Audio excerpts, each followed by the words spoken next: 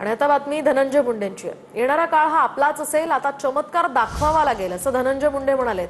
आपण फिट राहायला पाहिजे असं वक्तव्य मुंडेंनी केलं होतं। त्यावर गुंडागर्दीसाठी फिट राहत असाल तर चिंताजनक आहे असं यावर पलटवार करत हर्षवर्धन सपकाळांनी म्हटलंय।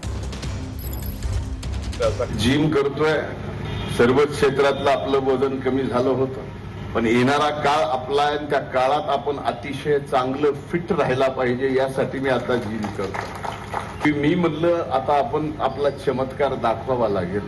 म्हणजे फिट राहणं या आरोग्याला शुभेच्छा देणं चांगलं आहे, मात्र गुंडागर्दी वाढवण्याकरता जर फिट राहत असतील आणि फिटनेस आल्यानंतर जर हातात हत्यारं घेण्याच्या अनुषंगाने महाराष्ट्र जात असेल तर निश्चित चिंताजनक आहे। चमत्कार देखील दाखवणार आहे असं म्हणतात। अंधश्रद्धा निर्मूलन कायदा जो लागू झालेला आहे त्या पार्श्वभूमीवर त्यांचं वक्तव्य तपासून बघितलं पाहिजे। कुठल्या संदर्भाने पंकजाताई बोलल्या हे मला माहिती नाही। मला वाटतं असा काही त्या कधीच विचार करत नाही। धनंजय मुंडे कुठल्या संदर्भाने बोलले, पंकजाताई कुठल्या संदर्भाने बोलला, मला काही माहिती नाही। त्यामुळे मी काही टिप्पणी करणे योग्य नाही। खरं तर आपल्या महाराष्ट्राचे संस्कार संस्कृती जपूनच आपण सर्वांनी राजकारण केलं पाहिजे।